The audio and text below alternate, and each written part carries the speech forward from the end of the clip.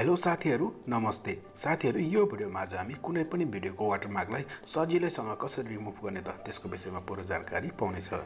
साथीहरु के हुन्छ भने कहिलेकाहीँ हामीले अरुको भिडियो एक दुई टुक्रा युज गर्नुपर्ने हुन्छ त्यतिखेर चाहिँ त्यसमा कपिराइट फ्री भए पनि वाटरमार्क देखिन्छ। त्यो वाटरमार्कलाई चाहिँ कसरी सजिलोसँग रिमुभ गर्ने त त्यसको विषयमा यो भिडियोमा हामी सिक्ने छौं। साथीहरु यदि तपाई कुनै पनि पेड भर्जन एप्लिकेसनबाट भिडियो एडिट गर्नुहुन्छ त्यसमा चाहिँ वाटरमार्क देखिन्छ किनकि त्यसमा पैसा तिर्नु पर्ने हुन्छ। पैसा नतिरेसम्म त्यसमा वाटरमार्क देखिन्छ। त्यो वाटरमार्कलाई तपाई रिमुभ गर्न चाहनुहुन्छ भने तपाईको लागि चाहिँ यो भिडियो एकदम उपयोगी छ। त्यो कसरी त तपाईले यहाँ एकछिन पछि देख्न सक्नुहुनेछ।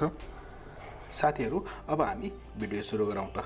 त्यसको लागि चाहिँ हामीले एउटा एप्लिकेसनलाई युज गर्नुपर्ने हुन्छ। भिडियो सुरु गर्नभन्दा अगाडि मेरो च्यानललाई सब्स्क्राइब गर्नु होला, छेउमा आएको बेल घण्टीलाई अलमा बजाइदिनु होला।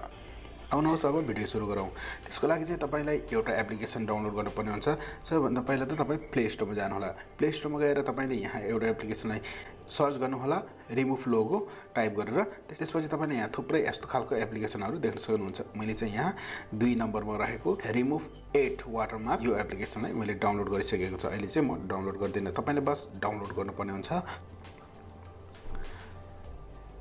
साथीहरु त्यो एप्लिकेसनलाई ओपन गरिसकेपछि तपाईले यहाँ देख्न सक्नुहुन्छ सिलेक्ट भिडियो, नम्बर 2 मा चाहिँ सिलेक्ट इमेज। सिलेक्ट इमेजमा चाहिँ हामी कुनै पनि फोटोमा वाटरमार्क छ भने त्यसको वाटरमार्क रिमुभ गर्न सकिन्छ। नम्बर 1 मा चाहिँ सिलेक्ट भिडियो, हामीले चाहिँ भिडियोको वाटरमार्क रिमुभ गर्न छ। अब हामी सिलेक्ट भिडियोमा जानु होला, रिमुभ वाटरमार्क देख्न सक्नुहुन्छ र अब हामी फाइलमा जानु होला। फाइलमा गइसकेपछि अब तपाईले यहाँ थुप्रै भिडियोहरु देख्न सक्नुहुन्छ। दुनियाभरको भिडियो यहाँ ओपन भइसक्यो। म चाहिँ तपाईलाई यसमा रहेको एउटा वाटरमार्कलाई फालेर देखाउने छु। जस्तै कि तपाईले यहाँ देख्न सक्नुहुन्छ। जस्तै यहाँ तपाईले क्रपिङ गर्ने टाइपको यो बक्स देख्न सक्नुहुन्छ। यसलाई चाहिँ हामीले क्रपिङ गरेर यसको साइजमा राख्नु पर्ने हुन्छ। जस्तै कि सानो बनाएर यो जति वाटरमार्क छ त्यो हिसाबले तपाईले यहाँ ठक्क राख्नु होला।